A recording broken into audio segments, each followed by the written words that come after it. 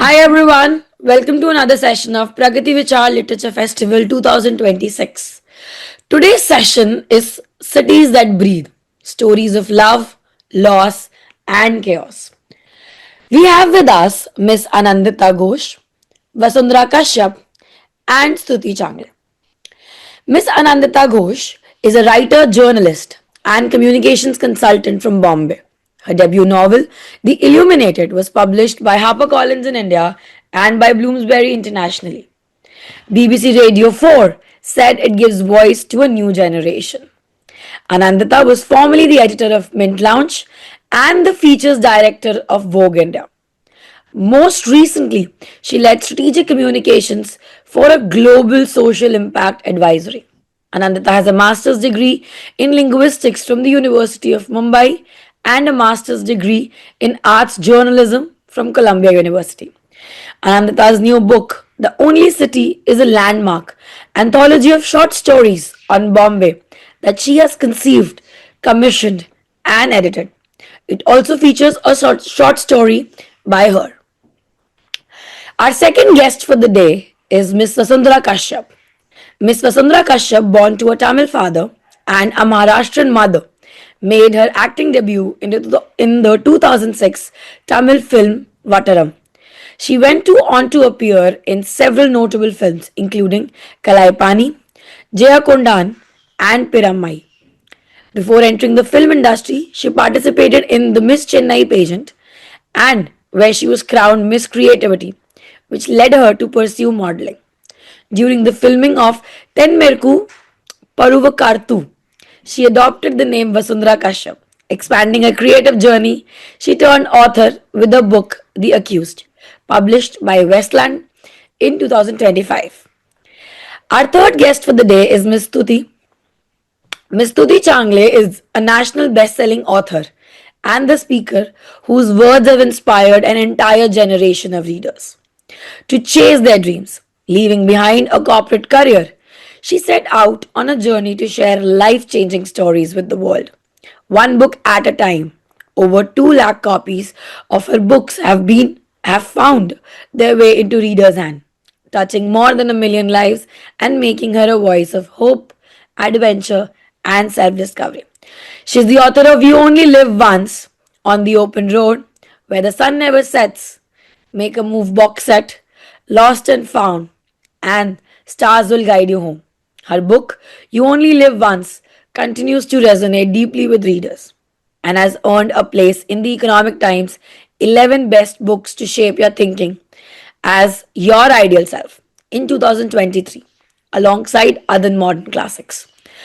Stuti has been sought after speaker at leading corporate houses and esteemed educational institutions like IIT, IIM, ISM, SRCC, and the Sri Ram School, where she inspires young minds to dream fearlessly and embrace life to the fullest. I welcome all of you to this session of Pragati Vichar Literature Festival 2026. Thank you. Thank you for having us. Thank you so much. Yeah, super excited to be here. Yes. So, my first question to all of you is that cities are often portrayed as living organisms, full of movement, contradictions, and emotional undercurrents. How does the city become a character in your writing, shaping the destinies of people who inhabit it? Okay, I'll take that up. I believe that every city has a pulse. So, I mean, before we were into this discussion, we were talking about how Mumbai people are always talking about how they see Delhi as a place, Delhi people talking about how they see Chennai as a place, and then Indians talking about how they see cities abroad as a place. And we all believe in one thing, which is very common, which is that every city is different. And I believe that sometimes it so happens that you have a certain set of values or a value system, and it kind of goes with the city. And so you find yourself at home in that place, and then you start talking about that place, saying that, okay, it's the best place in the world. But again, it can be very different for different people. I think being an author, I like to see it from a place where I empathize with every city and I let my characters do so. So some of my characters may belong to Mumbai and they can talk about it in a certain way. a character of mine in my latest book is in Chicago, and she is seeing US from a completely different lens, the lens of an immigrant. So I think the answer to this is very complex. I believe even Anindita and Vasundhara would agree to this. And it's not just a one way process. Like, we perceive cities a certain way, and then our characters do so. But also, after moving into those cities, there's a certain way the city has a way of growing you, honing you, healing you, breaking you.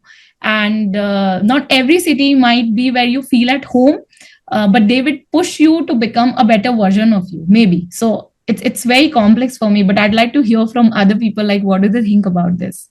I can go next. I resonate with so much of what you're saying, Stuti and Twinkle. It's a very well framed question, because as a fiction writer, I do see a city as a character.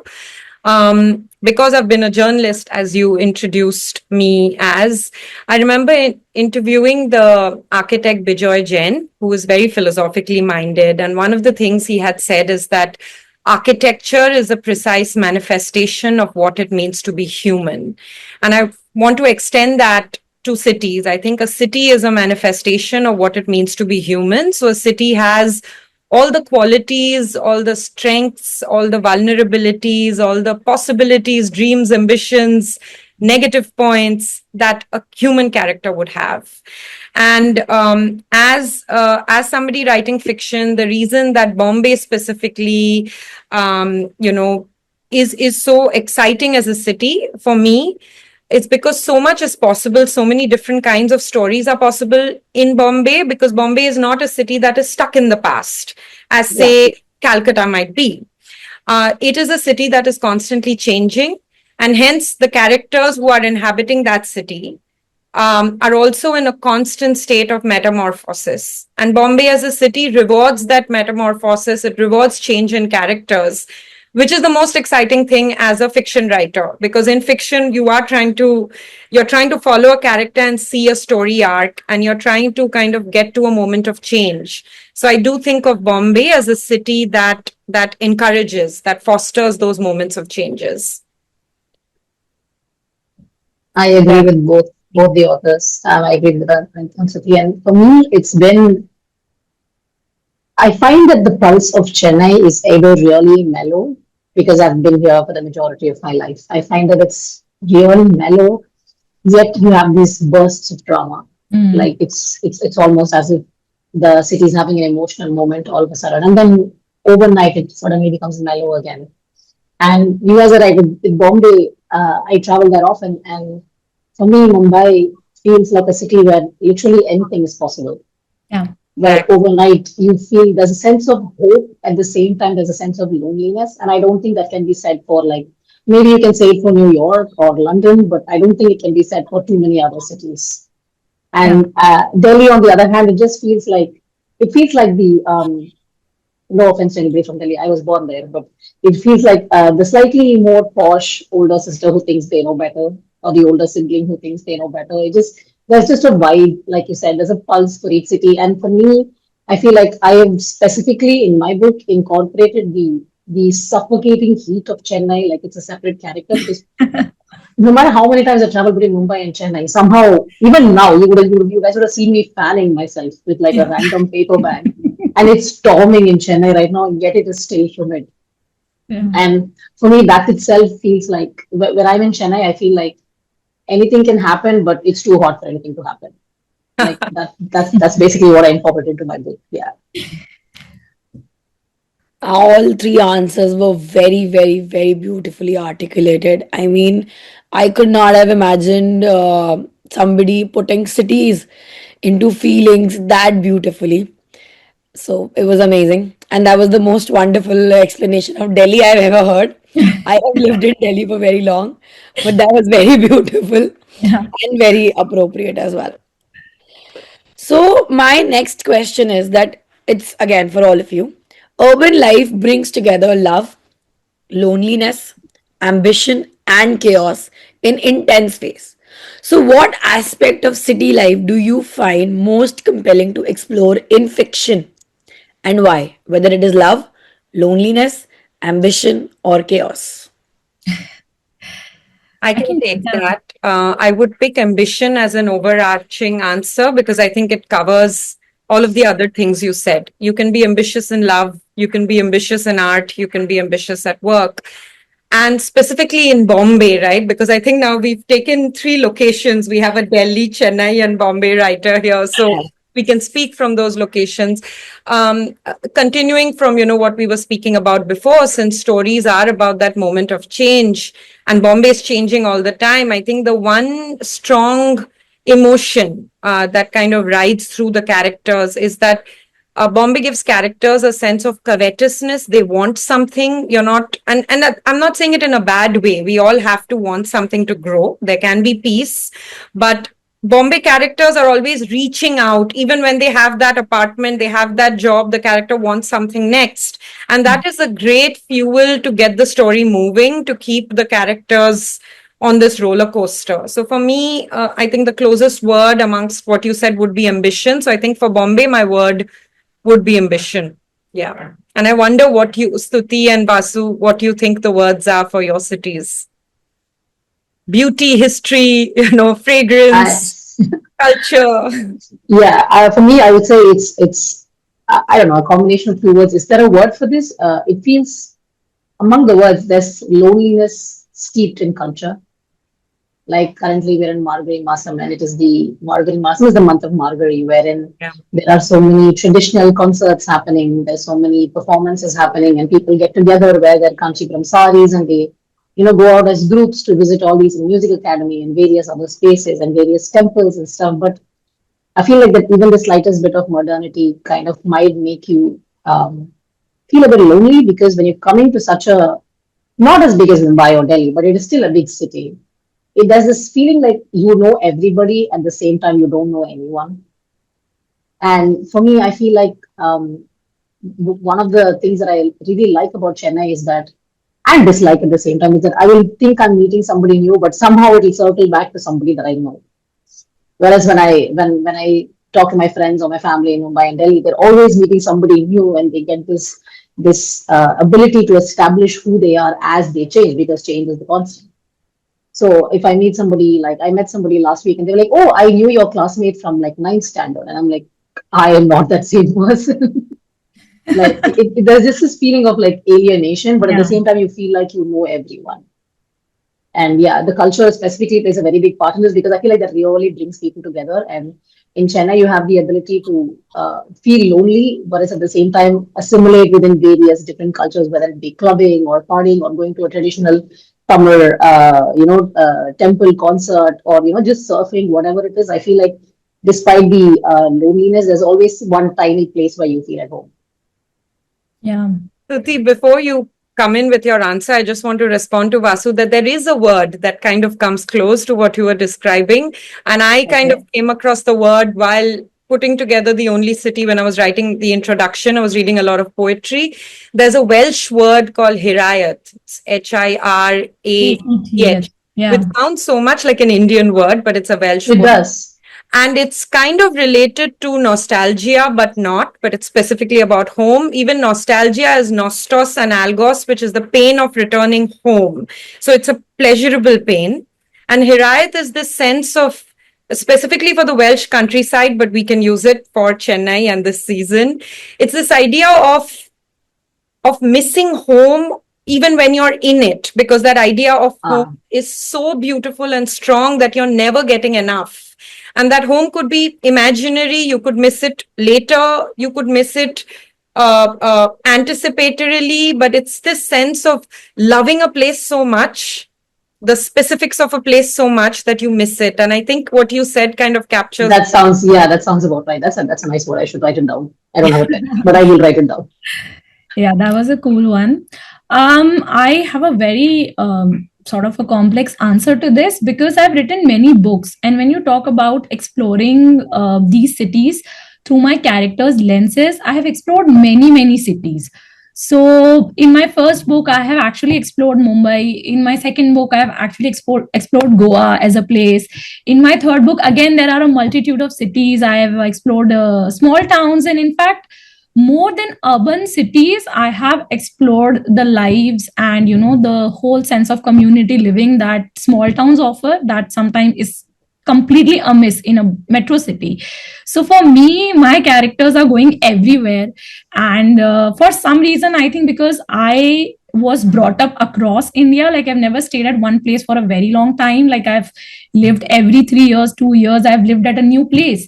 So for me, the idea of home has never been constant. So for me, it has never been this one city that I can say, okay, this is my home. Like if I'm in Delhi right now, but I'm in Delhi for the last 10 years. I've lived in Indore, I've lived in Ahmedabad, for a while I've lived in the US. So I don't know. Like for me, the whole idea of home is no more attached to a city. And so my characters are also always evolving, always moving between cities and exploring stuff. But now what's common? Like you're saying, what is it that you're exploring most? I think in such scenario, you explore loneliness the most, because when you don't have a particular place that you call home, then actually every place is home, and at the same time, no place could be home for you. So for me, my characters are always discovering this sense of home within themselves, with who they become, how they evolve, because I think that is how I see my journey. Like I've never gotten a chance to be in a place for so long that I associate everything that I have in my life with that one place. Like how Vasundhara said that, oh yeah, you knew me from ninth standard, but I'm not that person anymore, because now I have been in between cities and evolved so much that I don't myself connect to the version of me that I was. But I think that is a very beautiful thing for me. In fact, a very opportunist kind of a thing for me being a writer, because now I have so many different experiences to explore, so many cities to explore from so many other people's, characters, lenses, and then put it out. So that is why a lot of people find themselves in it, because one idea is very central to all of my characters, which is very central to my journey, that I was someone who's moved from a tier 2 to an urban place. So there's a different way we've seen life when we were in tier 2 cities, like how I talk about community, I talk about slow living, I talk about finding contentment with what you have, to moving to a city for an ambition and pursuing it. So also there's this constant tug of war between you, which is again there in my characters, where they never know if they are, fully satisfied with what they've achieved, or there's still more left to go for. And I think that's I think there was this it was explored by Mirza Ghalib, if I'm not wrong, where he said कि हजारों ख्वाहिशें ऐसी कि हर ख्वाहिश पे दम निकले, बहुत निकले मेरे अरमान लेकिन फिर भी कम निकले, which talks about this human constant tug of war or battle between ambition and that finding that sense of contentment and still feeling that have I achieved it all, or do I have enough? And that is the kind of insecurity, that's the kind of ambition that only a bigger place gives you always, because you always see people around you constantly changing. Like how one of you had like very beautifully put forward that while there are so many people, but when you see anyone even exploring that on a film, let's say if you see New York, it's one person walking amidst a ocean of people and nobody matters to no one. I mean, if tomorrow you're gone, the city doesn't care. So yeah, I mean, for me, it's been very, very complex and exploring everything. But for my characters, this central fight is always the same, that tug of war between, do I want to be in the city or not? I just want to make a point. I really agree with you, because I also moved from place to place. My parents had transferable jobs, and so it was like 2 years here, 3 years there. Yeah. And the alienation that I was talking about, for me, especially, there's a character called Pooja in my book, specifically for her.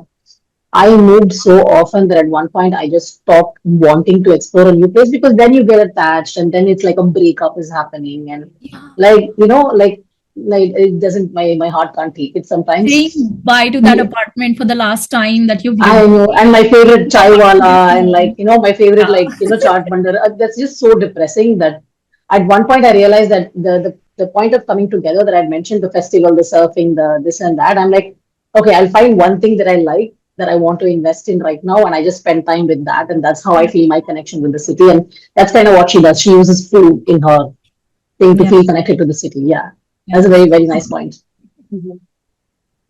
They all were very, very, very beautifully articulated answers, I'll have to say that. And as a person who has lived her entire, so I have never moved out of Delhi to live at any other place. I have lived in Delhi for the past 25 years, and I can say that, when you live in one place for like your entire life, so now my home is not just my home, but the city is my home. So even if I go out for a vacation, or even for a 20-day vacation, I go out, I can feel coming home the moment I enter the city, let alone coming to my own house. Now the city feels like the home. So and living in an urban place, as Tuti also mentioned, that from semi-urban to urban, when you move, you realize that, okay, this is something that ambition grows when you go to the places, right? But I feel that people living in urban cities somewhat find it guilty when they realize that slow living is also a thing. So I think that needs to also be very much, how do I put it, normalized in a way that, slow living is actually more content than actually running behind everything in the world. So yes, very beautifully articulated answers, but I must say.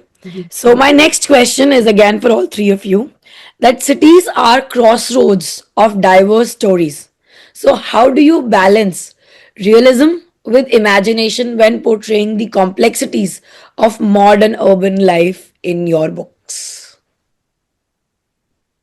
Okay, my characters are escapists, so they are always looking for something, even if they are in the city, which would be 30% of my books, if I'll have to say. The 70% then happens when they decide to move out and do something else. Okay, that is funny. Why I'm doing that, I don't know. People are also liking it, so it's like going like that. Where I, do I they never escape thought. to, Stuti? Like, do they go to the hills or the Yeah, mountains? yeah, hills, Goa, anywhere else. So when they are at the crossroads in life and things are not working out for them and they want to change their, I'd say, landscape, they're going to leave the city. So 30% of the books are going to be based in the city with all the struggles and loneliness and breakups and whatever's coming their way. And then when they go figure themselves out, they're generally, leaving that city. And that is something that I've done specifically because it is something that has worked for me always. So when you are around, like, let's say 5 people who are always constantly talking about how can we get a better package or buy a bigger house or get a bigger car or a fancier restaurant, then you stop thinking about what matters in life. After one point, there's a group think that comes in and you start thinking very much or very similar to how your peers are thinking. And that is exactly what happened to me after my MBA and my first job. Like, we were having fancy dinners and cyber city and all of that, and that life did not appeal to me much. So there's nothing wrong about it, okay, but I am myself have been a very hippie sort of a soul, like a very wanderer kind of a person who never like associated my worth or my achievements to materialism. And I don't know whether it comes from my family value system or what, but it is never that only luxury has sort of attracted me, that I'll work hard all my life because I want this particular car or this particular bungalow. And I know it is a different way of thinking, and somewhere I want to also show this way of thinking via my characters. And with fiction, I have that power that I can tell that story from an alternate perspective. So for me, most of my characters are actually moving out, and for them, that escapism or that it is not always real. Like, for some of my characters, it has also been very commonplace for them to daydream and be at a place and be an unreliable narrator and live an alternate identity or an alternate life in a different place. These kind of things also I do a lot, because I believe that we have ourselves not figured us out completely ever.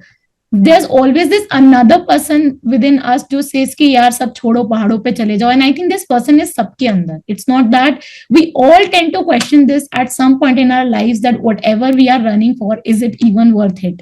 But then we don't have the courage to do that, because when you've done something for a very long time, it's really very hard to rewire your brain. You can't rewire it very easily. There's a wiring which has happened, and then you live that life. So for me, my characters are always escaping. They're always finding that in different places, and sometimes for real, sometimes imaginary, but I make it a point that they escape. So I have had a very beautiful balance of not a beautiful, I would say an imbalance of 30% realism and 70% imagination and putting across everything good. But yeah, that's working for me, because I also feel that for fiction, people are coming for that escape. They want it. Like when I see that station and I know that there's Hogwarts that exists and that I can go away from here, it is beautiful. Whether you're reading it as a teenager or whether you're reading it as like a 5-year old, your mama is telling that story to you, that kind of brings in a lot of happiness, because that is what it is. You imagine and you feel so happy about, okay, if it can't happen in my real life, why not in the books? And a lot of people who read fiction like to imagine themselves in the shoes of the character that they're loving so much. So for me, it's an imbalance. It's 70% imagination, I'd say 30% reality, or things inspired from real stuff. But I'd like to hear like what all the beautiful ladies have here to say on this. I think that they say that reality is stranger than fiction. And I think that as authors, specifically we would have started as readers, which means all of us wanted some kind of escape. Because I mean, let's be honest, reality may be stranger than fiction, but usually the people who turn to reading and writing, you have very dry or monotonous lives. It may get exciting later on, but when specifically since I move from place to place, after a point I'm like, I don't really want to make new friends because uske baad like breakup hoga or uske baad chitti likhna padega. All of that stuff, I'm like, I'd rather just make books my friends, because I can just pick it up and be friends with Hermione again, be friends with George and Fred, like you said. And for me, my characters, because I have a background in cinema, I think I went for a nice 50-50 split, wherein I went for a full-on cinematic building suspension of disbelief sort of action sequences. And then I decided to balance it out with the more underbelly, the darker side of reality. And like for instance, you if you want to go and become a private detective, most of the day you're just sitting and waiting for something to happen. It's not like you're just carrying a bag, carrying a pipe, carrying a cap, and just like sneaking around people in dark alleys. That's not going to happen all the time. Most of it is just sitting in the car and waiting for something to happen, and that's really boring.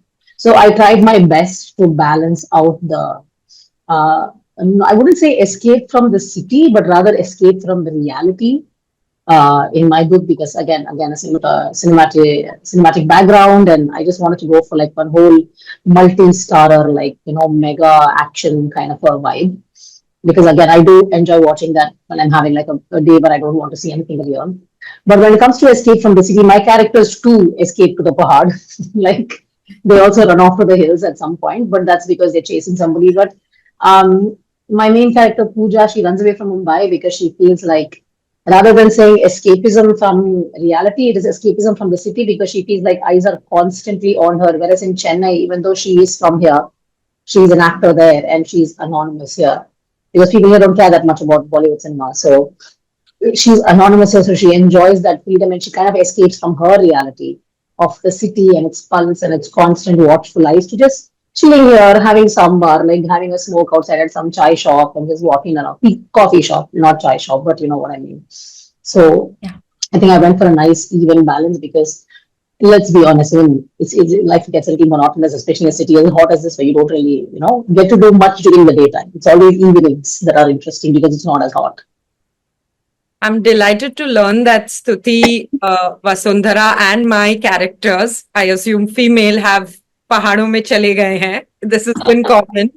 And I think, Twinkle, just the very fact that they have left cities to go to the mountains answers the broader question that you've been asking. How do cities impact the story and how do cities impact the character? Because a reason that as writers we're making them move to the pahad is also to kind of show the interior landscape of their mind at that time. They're moving from the chaos and heat. My character Vasundhara moves, she's in a very old and hot university in Mysore. So we're also trying to show she's moving Similar from vibes. heritage, tradition, rules, she's in a hostel, all of that, to Dharamshala. And I was also very careful. Oh. And then she has all these, she's escaping a very ill-informed affair with this older professor, and she's thinking about that in Dharamshala.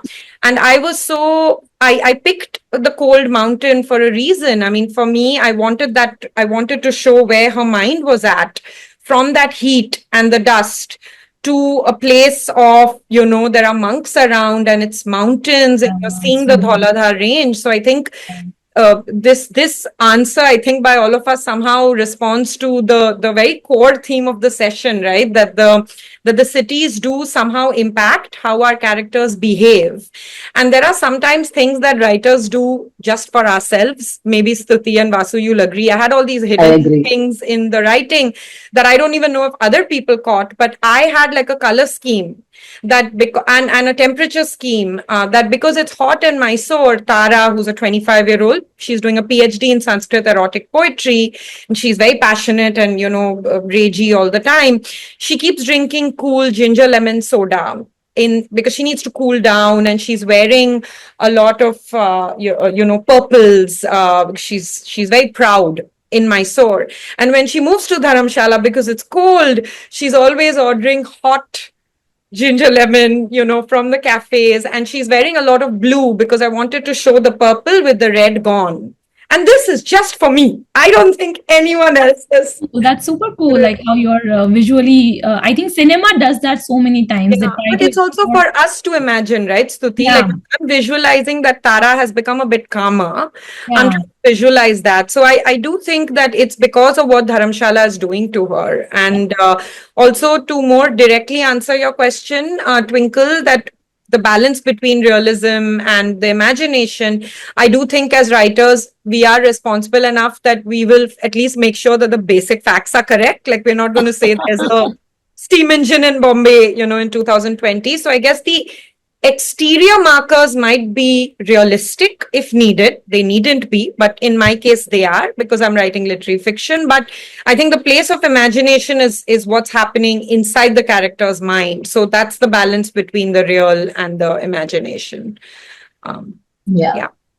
We do that in cinema a lot to set the mood of the thing. So when I know you think that people might not notice, but somebody like me would definitely notice. Yeah. And we would really appreciate it because I can picture it vividly. And I'm like, since we do color palettes for cinema, and Right. a lot of my friends are cinematographers as well. So I sit with them when they are, talking about the palettes that they're using for the films. I'm like, okay, no, I get exactly what you mean. It's actually very, very nice visual aid, even if you didn't intend it to be. Yes. Yeah, thank you. Very beautiful answer, guys. And I agree with all of your points. Okay, I kept noting them down in my mind to reply to all of your pointers.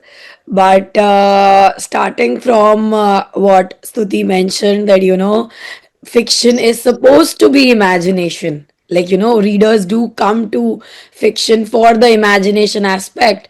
And as a reader myself, I completely agree. I love books, and I can completely agree that books are really my escape. So I really don't need to escape to mountains in that sense because my characters do escape to mountains Right. most of the times. So I feel that, I am happy with that happening.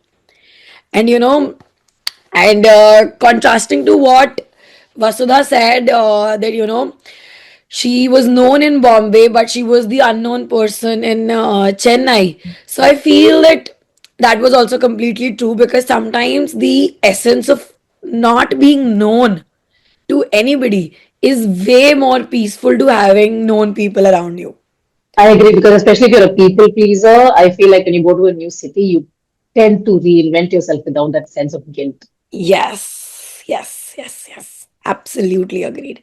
And I completely agree with all of your points. They were very amazing.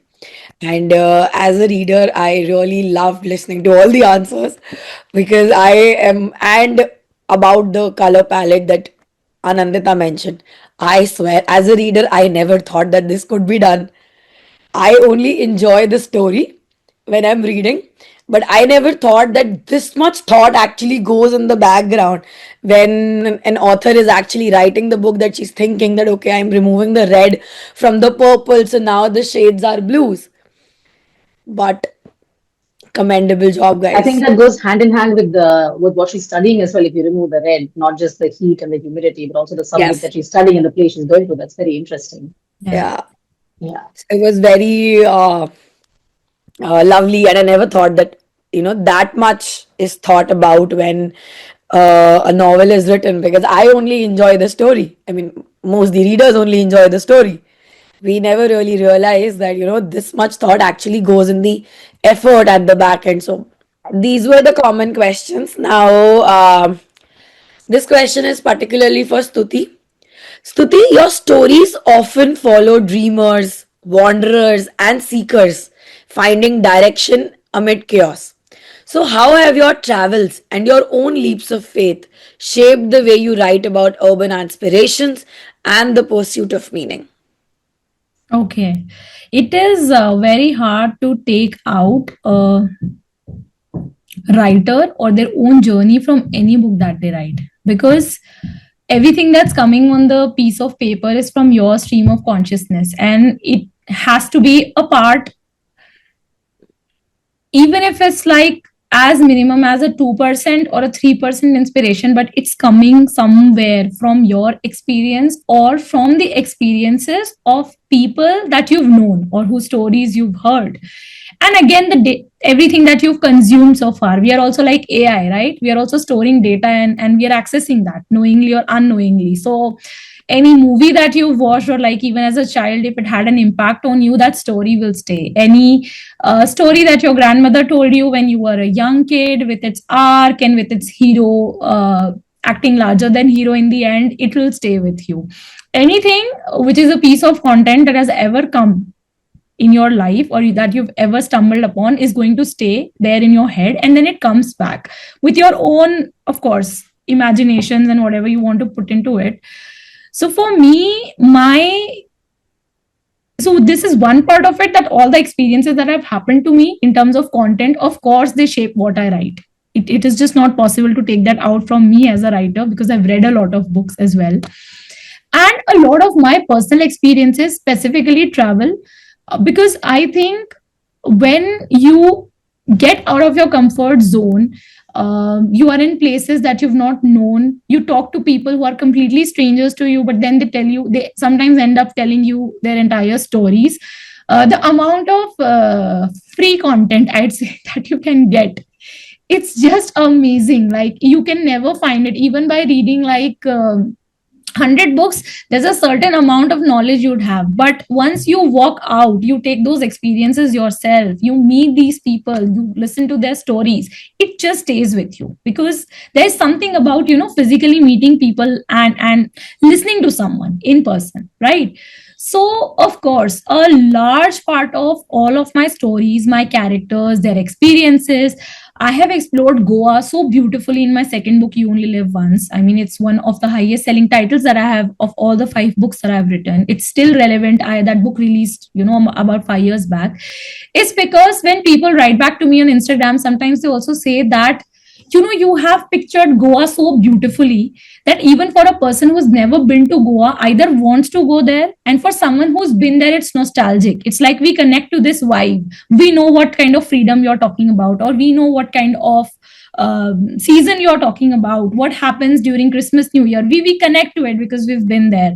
So yes, of course, a large part of what I write comes from the experiences that I've had firsthand, and the leap of faith that I took, which is I was in a very very settled kind of a place in my life where there was no point to become a writer, knowing that writing is not really the kind of job or the kind of aspiration that you would have if you really want to be a billionaire, millionaire, do what not. Everyone knows that people who are teaching, who are writing, are doing that more for the impact part of it and less for the materialism, or let's say the other things that you get out of it. But still you want to do it, and then to convince yourself that you want to do it, and your family, and then people around you, that you really want to do it, you really want to leave everything you have, and you want to give this one shot, knowing that on a traditional, I would say, how do you measure, like on a traditional measuring scale, you would have failed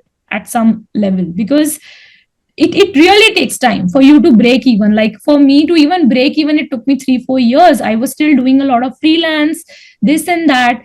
It was after 3-4 years that I was at a place where I could make decent enough to sustain myself. And if you still say that can a writer, even after selling so many books, sustain a family in a metro city? No, they cannot. That's the hard truth. Nobody talks about it. But still, you want to do it because there's the impact side of it that appeals to you so much that you've given everything. So that is a very core of who I am or what I did with my life. And I feel happy. I do have no regrets about what I could have, more I could have gotten and all of that. I'm very happy with where I am and how I am progressing. And it's low, but I know that at one point I will be at a place where I'll be very proud of myself that I wanted to reach here. And I'm not comparing this with anyone. This is my journey for me to keep, to cherish. Even if I die on this journey and then people are reading me after I die, I would love that. This is my journey to cherish. So there's no comparison as well. So this leap of faith that I took shaped who I became as a person. And somewhere when I write these books, it is very hard to take that out. So my characters are also constantly going to evolve. They are going to fail. They are going to experiment, and then they are going to succeed. And sometimes they might not succeed in terms of how a society sees success. ठीक है, जैसे होता है ना, हाँ एक बहुत बड़ा घर होना चाहिए तो आप सक्सेसफुल हो, शादी हो गई है तो आप सक्सेसफुल हो, 2 बच्चे हो तो कंप्लीट फैमिली है, 1 है तो they will still have a problem, like 2 होते तो बेहतर होता. So the society will always come up with what their benchmark or standard of being successful and happy is. And I, being a creative person, I've always challenged it, and I don't like go by anything that is written or by the rule book, and I still have found my place or my happiness. So it is very hard to keep that apart. So my characters are also constantly challenging everything that's around, all these benchmarks that God knows who set one day. Like I was in a wedding and someone was forcing me to wear like a huge chunk of earring, and I said no, it hurts my ear, I cannot do it, but like, ye bahut cool lagega. And the answer I gave made everyone laugh in the room. I said ye kaun pehla insaan tha jo jungle mein घूम रहा था और उसने सोचा मुझे कान में छेद कर लेने चाहिए और इसमें कुछ लटकाना चाहिए, like who would this monkey or इंसान be? And then everybody was laughing, and then it was a very innocent sort of a thought that just came into my head like a child, and I blurted it out without thinking that what are people going to think about me. So that is who I am as a person. So I cannot take that out, and then that comes out in whatever I do, even if I'm writing a book. So yeah, I mean, I hope that answers the question. As someone who wears gigantic earrings all the time, especially if they're heavy, I agree with you. It is uncomfortable, but I like the look. So. Yeah. But I agree with you on that. That right, being an author makes almost no money unless you're like a finance bureau, non-fiction, all of that kind of writing. But I feel like for the satiation of the soul, it is something that is immensely necessary for creatively inclined folks. Yes. Yeah. So my next question is for Vasundhara. That as someone transitioning from cinema to fiction, especially within the genre of murder mystery, how did your experience in Tamil films influence the way you construct mood, suspense, and character in an urban setting?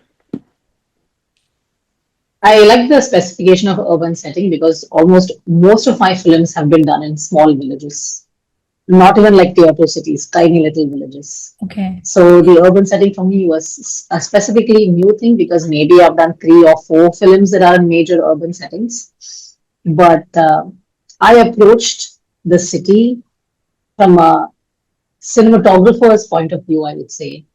And then I eliminated all of that because when the final draft was there, I can't believe, the camera panned over here. That doesn't work. So I went for a very visually appealing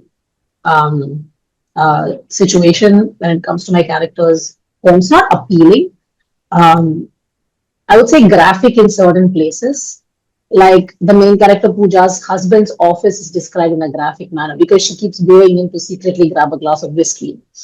So for her, that description is like, okay, it is right there. Whereas when it came to her house in Chennai, which she was very middle class when she ran away, and it is her parents' house, it's very ambiguous, almost as if it fades into the background of her experience there. Because when you go from middle class to super rich, especially if you're newer to all this wealth, you tend to notice each and every luxurious thing.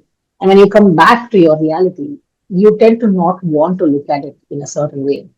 So if you look at a cinematographer, unless you're trying to specifically show the poverty or the middle classness of it, they will try to avoid, specifically establishing that in their shots. So I think the cinema background for me, Tamil and Telugu, I've done both films and we are vastly different from each other.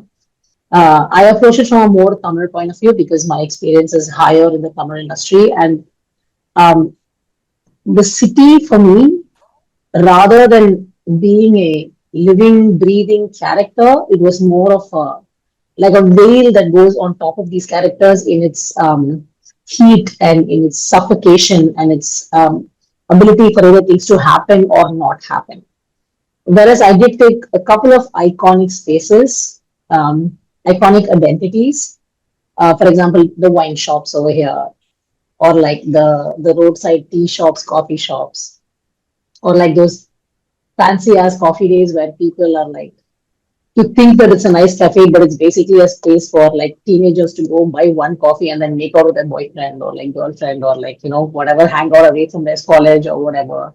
So I'll kind of showcase, because again, we live in a very conservative city, so you don't have the space to be yourself. So I kind of showcased all of that, but again, more of establishing, rather than calling it an establishing shot, it's just there in the background. If you notice it, you notice it. And that's up to the viewer. So I was like, okay, that's up to the reader. I'll just mention it in passing. So I addressed my city and my writing from that point of view. I also addressed my writing style from a very not cinema, but more of a younger generation. I know I'm not like in my 20s, I'm in my 30s, but I've noticed that the attention span of the younger generation is very, very short. Very short. It's very short. So I decided to keep my chapters like something that I like consuming, which is those Chinese micro dramas, which is like a minute, 2 minute, 3 minute long things that you see on these like all these like I don't know, like Wiki or like whatever other drama website. So if you notice, like in my book, the chapters are like just a couple of pages or just like a couple of pages long, or like, it's just very short. Like if the chapter starts over here and it ends like within a page. So I kind of kept it like that because I wanted my readers to feel as if they're making progress, because again, we have to keep in mind their attention span. And I don't know if you've seen the news, but the writers of Los Angeles are protesting because they've been told to make the scripts easier to understand in keeping with attention spans. And at the same time, I've noticed that the indie art appreciation crowd is kind of growing. So this is like weird.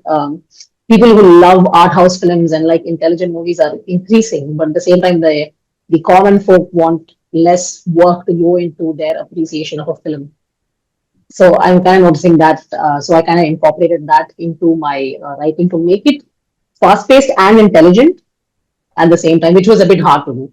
But yeah, again, it's commercial fiction, so not that hard, not like literary fiction. Yeah. Yeah. But that's a very thoughtful thought. That is very required because attention span really is dropping very For bad. all of us, not just Mine has gone bad. Even as a writer now, I find it difficult. I have to discipline myself and say, now reading time, keep your phone away. Yeah. It's hard. So how can I blame the 22-year-olds, So yeah. Like I noticed I'm watching a movie and then I don't realize I'm doing it, but I'm playing a game on my phone. And I'm like, I used to be a gamer who was only a PC gamer, like not a serious gamer, but I was more into PC games, and now I'm like playing random Sudoku on my phone while I'm watching a movie. How does that work? That's I'm so not bad for my. watching with you, Vasundhara. You can confiscate my phone temporarily. My point is, how did that even start? Exactly. I don't know when I started doing it. I think somebody would have given me the phone saying, I'm not able to solve this. I'm like, no, I'll solve it, or whatever. It would have started something like that. And now I'm like watching a movie, and the moment the screen's like there's no active dialogue or anything, or if it's not engaging enough, I turn to my phone. And I'm like, I'm a writer, I'm an actor, I'm trying to become a director. I cannot do this. So I started like putting my phone in another room, locking the door, and coming back here to the living room to watch. I have a nice sounding explanation for it also, Vasundhara. It's that, it's feminist theory. It's like as women, we internalize that you deserve joy. You don't deserve rest. So you have to do more than one thing at once. It's a very common scene in Bombay local trains. If either any of you have traveled, I've been there twice and I had a panic attack both times. But in the evening, the women on their trip back home are cutting vegetables. Yes. It's a real scene. It's not even, and they're sharing. It's like a beautiful sisterhood. So bhindi sab kaat rahe hain, char jan, they're cutting bhindi, then they'll cut the onion. So as soon as they go home, husbands have also come back from work. They've also come back, but but they're कुछ नहीं करते हैं. cooking. So as soon as they go home, at least they can just turn on the gas. So I feel like it's this it's just a nicer explanation for the gaming is that maybe is this women's internalized need to like not rest and do more than one thing at once. Yeah, I think I do Let's tend to feel look at guilty it when that I tend to way. rest. Yeah. No, but that's actually a very beautiful system of sisterhood born out of rather horrible patriarchy. But we will talk nice things today. Yes. But sabzi in a local train, surely. that's Yeah, happening. yeah, they do. I have seen that. I've seen it. The 2 times I've been there, I've seen it. Oh boy. I'm a Bombay girl, so you have to trust me. It's on the way home, like in the 8 o'clock train, 9 o'clock train, when it's less crowded. You can't hold a knife at a 7 o'clock train because there's no place Yeah. But yeah. Yeah, I think my sister was taking me to Cow Gully when I saw this, and I'm like, yeah, bro, Cow Gully is here only. Like, what is happening? I mean, the Delhi metro people, the max we guys do is read a book. And listen to songs. That's most that I've seen on Delhi metros. And Games, songs, or games, songs, and books. Correct. But this is local train. The socio-economic class using the local train is different from a metro, right? Yeah, So Bombay yeah. metro, everyone's on their smartphone. This is the second class compartment of a local train. Yeah. Like where you rush in and rush out. Yeah, I've been in that. Yes. Yeah. In a way, it's nice to get a pulse of the city rather than just sitting in an air-conditioned metro train. Yeah. Also, I think it's about, even Bombay people having internalized this thing and normalized it that for a life to look successful, one has to work very, very hard or be successful. So, they've catching a train, doing all this multitasking. In some sense, I've also seen that it brings Mumbaikars a lot of joy. There's nothing wrong about it. I mean, it really brings them joy. Like they feel that they like the race. It's not that they are forced to be a part of the race, but a lot of people who live in Mumbai, they love this. They love this way of living. That is where I started the whole conversation, where I said that every city has a pulse and people have a value system, and the city also has a value system. And sometimes it's just a perfect marriage. It's a match. So in Mumbai, I've hardly seen anyone even cry about it कि मुझे ये भी करना पड़ता है, वो भी करना पड़ता है, मुझे सुबह ट्रेन भी पकड़नी पड़ती. They will never crib about it.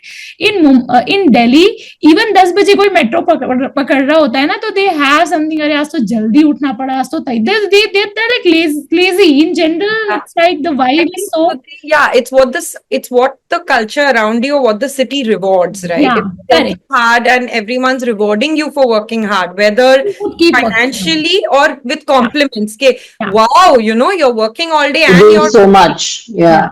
in Delhi. I've had situations when I lived in Delhi for 3 years when I had a job, and I almost felt like people were like, they felt bad for me that I had a job. They were like, oh, you have to go to office, and I'm in my 20s and I'm thinking, 1 second, I have a good job. Why are they not happy for me? Why are they feeling bad for me? So I think it's what the city around you rewards. Like there were these aunties thinking I have a sad life because I have to work. No, yeah, but that's kind of true because that happens in Chennai also. As in, since I'm a writer and an actor, I suddenly go continuously to shoots and suddenly I don't. There are a couple of months when I'm just sitting and I just go for my dubbing or like testing my look tests or whatever. My neighborhood artist like, you're always do you not have a job? And I'm like, I technically have 3 jobs. Yes, but like all of them is from home. Yeah, but the Mumbai's pulse, I feel like it rewards your hustle culture in a way that it also makes it extremely contagious. And if you tend to take a moment to chill, or you're like, I'm taking a month off, it's more like you're having burnout. You'll come back like fresh. Whereas Goa, like she said, I think I have this weird situation where I feel like I would be happiest in Goa, but my energy levels fit best in Mumbai. But I'm like no hustle. I'm like, I have 3 jobs, but I do them at my pace. I don't want to run around every day. Yeah. But like the Goan energy is just like, like I'm happy here. I'm just like, you just constantly feel mellowed out. But it's like you were right about the pulse of the city, yes. I think this resonates completely with what I think Vasundhara, you said that Delhi is like that elder sister who feels that she knows everything and she's always correct. So I think this gels perfectly with that Delhi does things that. And yeah. I get a heart attack every time I try to go in Delhi metro. Forget about Mumbai train. Yeah, That's all. I feel like Mumbai is like Shalom Harlow, and Delhi is like one of the older models, like Monica Bellucci or whatever. I think there was a yes, exactly. That's more of a Delhi. Yeah, I don't know how to explain. I think you would understand. Wow. I am a proper Delhi person, so I to get that very well. Like, okay, we'll do the Delhi Mumbai debate someday later. Just one argument which we must continue some other time, Vasundhara, is that I feel like Delhi is definitely older and knows better, but I don't think of it as a woman. I think of Delhi as a very Oh, male city. So I would think of Delhi as a older uncle who's like, I will solve. I know. Just listen to me, follow my rules. I think of Chennai as this actually older, very elegant lady in a sari with flower in her. Chennai to is pakka uncle vibes. Who's she? Oh, Yes. Chennai, I felt was lady. And No. Bombay, I feel could be a young, youthful woman or a guy. Like I feel it's not that gender specific, but I think that's a different twinkle. That's a We different should have this conversation at idea. some other point. I'll probably Cities email as you or something. characters. Yeah. Yeah, yeah. Yes. But we should have this conversation later. I'll probably email you. Yeah, Yes. Definitely. Loop me in. definitely. So this brings towards our end for the session, and my last question is for Anindita. That the only city brings together 18 voices to capture the many layered spirits of Bombay. And as the editor and a contributor to its anthology, what aspects of the city did you most want to spotlight? And how did you ensure the stories collectively reflect its shifting emotional and cultural landscape? I think, I mean, I'll keep my answer short, but I think it kind of encompasses and summarizes so much of what we've been speaking about. But for me, what stands out for Bombay is that it's like that proverbial river. Like, they say in Kabir said, you never step into or Plato also said, you never step into the same river twice. Nice. Yeah. So you will never step into the same Bombay twice, whether, Stuti, Twinkle, Vasundhara, if you're coming to Bombay today and when you came to Bombay 5 years ago, it's so different.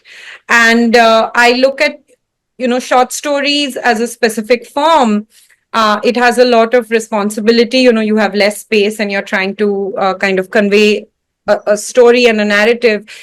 You can't give a whole world in a short story, but I think one of the things a short story does is that it encompasses or it shows you a moment of change in the life of a protagonist. Since Bombay is just a collection of moments of changes, since it fosters epiphanies, setting short stories in Bombay becomes in that way quite rich and fruitful because there's so much happening for each character. You can just dip in and dip out. One of the things, Stuti, you said earlier, which really stayed with me because I feel that about Bombay as well, is that, and one of the characters actually says this in the one of the stories, is that if I left Bombay, nobody would notice. So the thing is, like, you said that about New York, I think. So you can be so insignificant and yet it can be so life-changing, your own time in Bombay. So the idea of, the brief to the 17 other writers was to focus not on nostalgia, heritage, landmarks, because, you can read history books for that, but is to really find a Bombay character.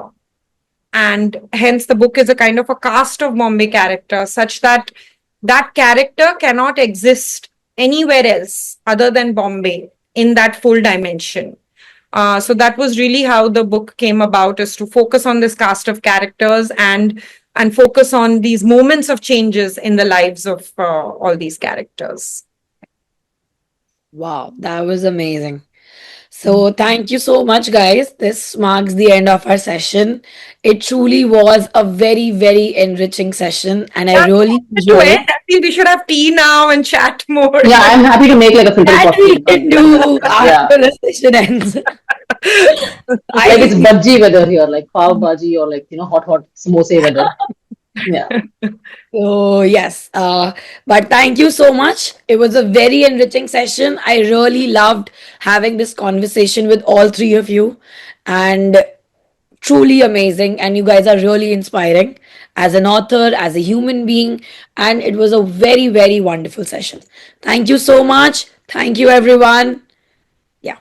Thank you. Thank you for bringing us together. It was a very fun Yes, session. it was fun. To Twinkle for like expertly kind of navigating this. Yeah. And really lovely to meet you both, Stuti Yeah. and Vasundhara. I'm glad we Likewise, and that's a fit creative together. lovely. Yeah.